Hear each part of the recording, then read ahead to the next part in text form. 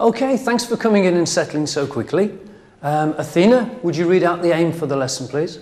To discover a law of reflection, to link angle of incidence to angle of reflection. That's great, well done, and good pronunciation. Well, that means very little to you at the moment. I'll need to explain a bit more. Have a look at this.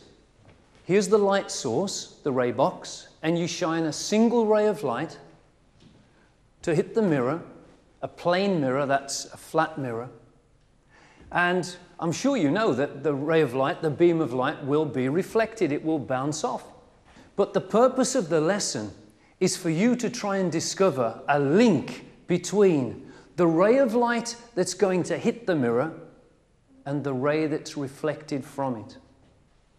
And it's the angle of incidence and the angle of reflection that we're interested in. We need to have a look at the objectives, the things really that you are trying to achieve and that you are trying to do during this lesson. First of all, to cooperate with each other. We say this every time we do practical work, but it is so important, it's such an important skill to work in a friendly and cooperative way and to work safely. In your group, discuss to predict. You've got to talk to each other to come up with a prediction of what the result to this piece of work that you're going to do, the angle of reflection, what the result will be. And to give you a clue as to what we're after. And you don't need to use this wording, but you may choose to.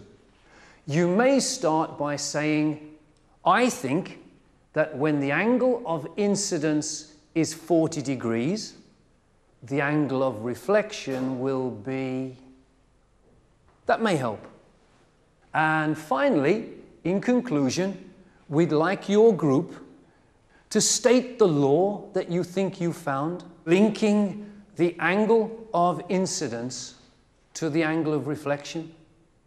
You don't really need to do that on your own. That's something that you and the group can decide on through discussion. We will, of course, because it's science, need some evidence. So on the piece of paper that you've got in front of you, we will be expecting some very neat diagrams to prove what you have said. So before you start, let me just make it absolutely clear what it is that I'm expecting from you by the end of this lesson.